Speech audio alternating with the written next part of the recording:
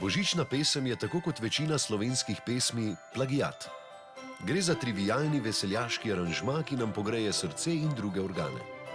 Ponavadi se jo izvaja ob kaminu, ob gorečem kaminu.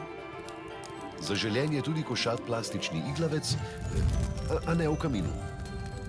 Za izdelavo podpovprečne viže potrebujemo le peščico izrabljenih prvin, kot so pulover z jelenčki, bombažni sneg, kragulčki in tatarski biftek.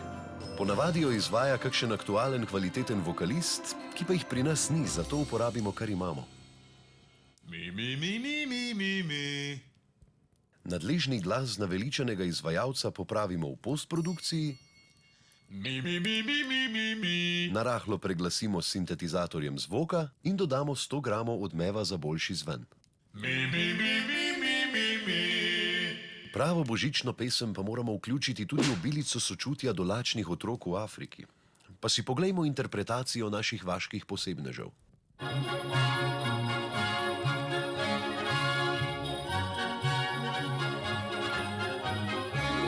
December je že tu, kredite smo vzeli, da lahko ga pijemo in žnemo vsak večer.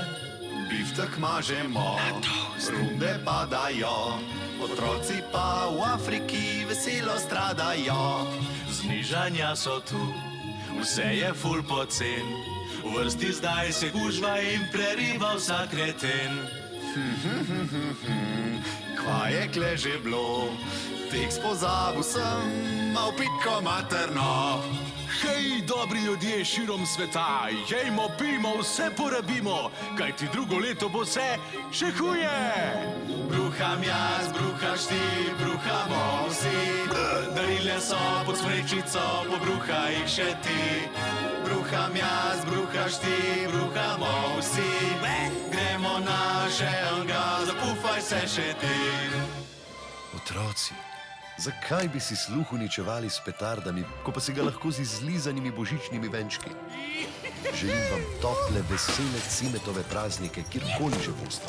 Tisti, ki pa ne boste kot ponavadi nikjer, pa se vidimo naslednjo sezono. No, če bo Branko to kul. Srečno, druščina.